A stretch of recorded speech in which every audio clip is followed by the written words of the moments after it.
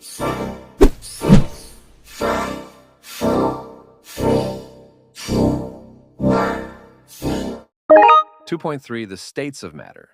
According to the particle model of matter, all matter is composed of tiny particles, atoms, molecules, or ions that are in constant motion. If we add energy to these particles, their motion increases. The greater the amount of energy added, the faster the resulting motions will be. If particle motions were not in some way limited, matter would fly apart.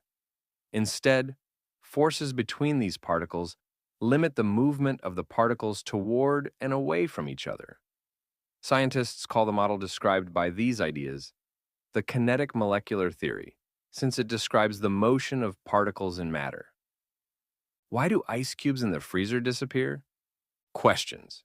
Do the particles in a solid move? How do states of matter differ? What causes solids to melt? Are the melting and freezing points always the same? Terms. Kinetic molecular theory, solid, liquid, gas. Phase change, condensation, vaporization, freezing, melting, sublimation, deposition. Common states of matter. Yet one of the physical properties mentioned in section 2.1 was the states that matter can exist in. There are many different states of matter, but we will address the three most common: solid, liquid, and gas. Many students believe that the state of matter is determined by the temperature of the material. While that is partially true, it is more accurate to say that state of matter is determined by the kinetic energy of the particles and the attractive forces between the particles, as explained by the kinetic molecular theory. Solids, and we may think of metals, plastic, or wood when we consider solids. Solids are commonly used to build things because of their properties. The particles in a solid have relatively little kinetic energy compared with the attractive forces that are present between particles. The attractive forces significantly limit the movement of the particles, which vibrate in relatively fixed positions. This produces several distinct properties. For example, solids tend to have a fixed volume and a rigid, fixed shape. They are also relatively incompressible because the structure of atoms makes them resist being squeezed more compactly. We will discuss the structure of atoms in chapters 4 and 5. Liquids. Water is a common substance that people think of when they think about liquids. One of the most recognizable properties of liquids is that they can flow. They are fluid. Liquids can flow because their particles have a degree of freedom and can move about. The particles in a liquid have enough kinetic energy to partially overcome the attractive forces between them and are not held rigidly in fixed positions. While they can move about somewhat, the attractive forces have not been completely overcome. So the particles remain close to each other. Because they are still close to each other, the volume of a liquid is relatively constant. It is nearly incompressible. The shape of a liquid, however, changes and is determined by the container that holds it. A liquid has a definite volume and assumes the shape of its container. Liquids are difficult to compress and pack closely together, but particles are able to slide past each other. Gases. If a substance has enough kinetic energy for its particles to completely overcome all the attractive forces between them, the material is a gas or vapor. The particles are widely spaced and interact only occasionally. They move rapidly in random directions across great distances. At 25 degrees Celsius, the average velocity of an oxygen molecule is 444 meters per second. Because of the wide spacing of their particles, gases are highly compressible. They have no definite shape and expand to fill their container. Since gas particles are highly mobile, they are also fluids. Other states of matter exist under extreme conditions. One of these, plasma, is actually the most abundant state of matter in the universe. Stars are made of plasma. The high temperatures and pressures in stars remove electrons from gases, leaving a collection of positive ions and free electrons. Changes of state. A substance can experience a change of state as thermal energy is added to or removed from it. As thermal energy is added to a material, the particles either gain kinetic energy, resulting in an increased temperature, or a change of state. The material will progress from a solid to a liquid, then to a gas. Each of these changes in state provides the particles with a greater degree of freedom of movement, resulting in different properties for the matter. Conversely, as energy is removed from a material, it will progress from a gas, then to a liquid, and finally to a solid. Removing thermal energy results in either a change of state or a lowering of the material's temperature. Any change of state is a physical change because the substance changes form, but is still chemically the same substance. As a gas cools by transferring thermal energy or by converting it into other forms of energy, its particles slow down. Lacking the necessary energy to resist the attractive forces between them, the particles begin clumping and then finally draw together into drops recognizable as the liquid state of the substance. The change of state, or phase change, from gas to liquid is called condensation. This process occurs, for example, when fog droplets or dew form, which is why the temperature at which this occurs is called the dew point. The opposite process to condensation is vaporization, in which a liquid changes into a vapor or gas. Boiling and evaporation are two different mechanisms. You will learn about these in Chapter 13. Freezing and melting.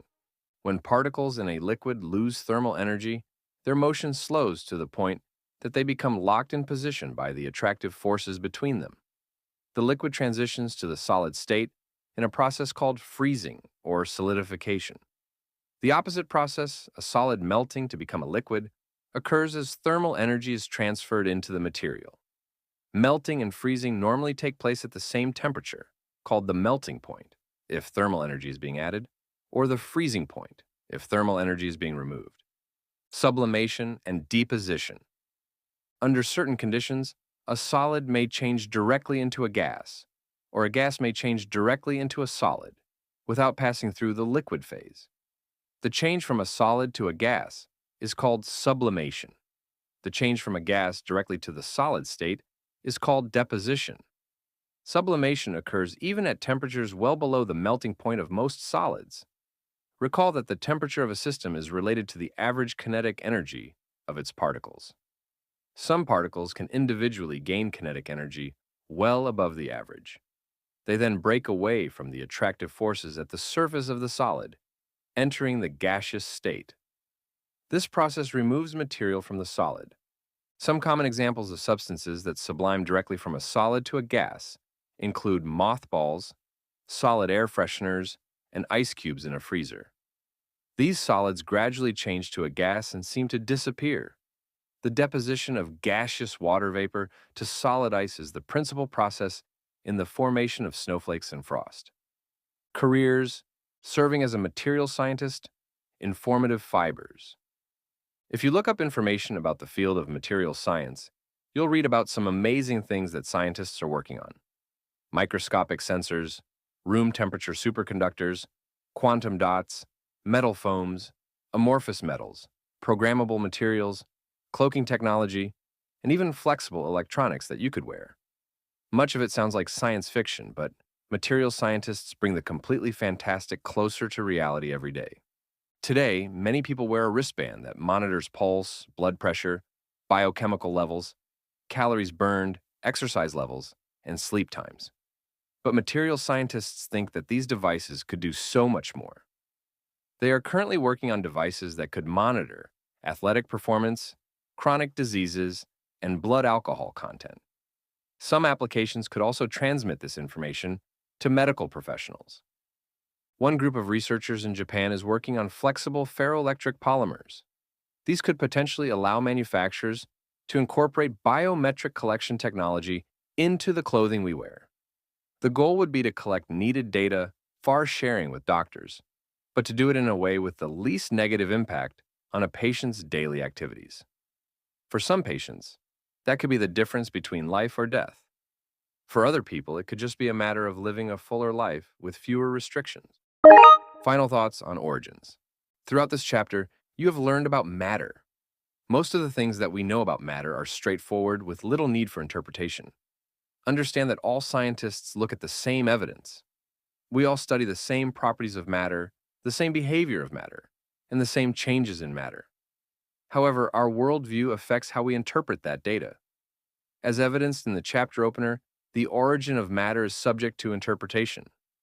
Our worldview has a direct impact on our understanding of where matter came from. Scientists with a naturalistic worldview claim that all matter and energy originated with the Big Bang. They believe that hydrogen formed early in the universe. Over time, under the influence of various forces, this hydrogen was changed into all of the now known elements. Those elements formed compounds, and with sufficient time and fortuitous circumstances, formed complex organic compounds. These compounds then transformed into living organisms. Through mutations and natural selection, the organisms evolved into all the different forms of life that have existed, both now and in the past. The law of cause and effect creates difficulty for scientists with a naturalistic worldview.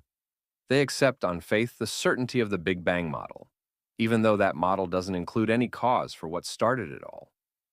But scientists who view the world through the lens of the Bible believe that God created everything in the creation as described in the Bible. All matter and energy were formed through the power of God.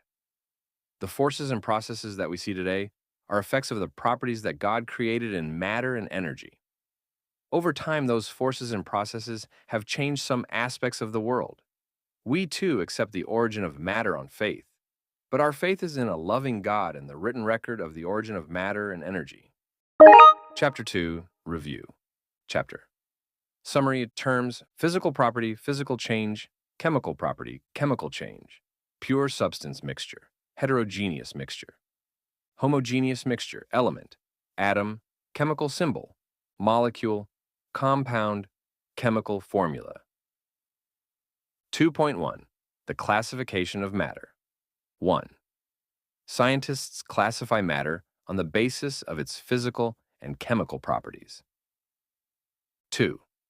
Physical properties are any property of matter that can be observed without altering the material's chemical composition. Physical changes change a material's appearance or state without causing a change in its composition. 3. Chemical properties describe how matter acts in the presence of other materials or how it changes composition under certain conditions. Chemical changes alter the composition of matter by rearranging its particles. 4. Matter can be classified as pure substances, elements or compounds, or mixtures, heterogeneous or homogeneous. 5. Atoms are the fundamental particles of elements.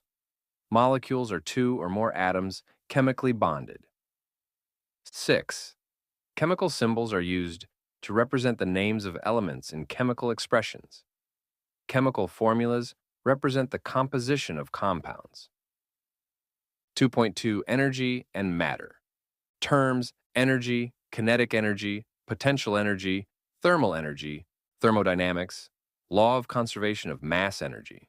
System: heat, temperature, exothermic process, endothermic process, Celsius scale, absolute zero, Kelvin scale, joule.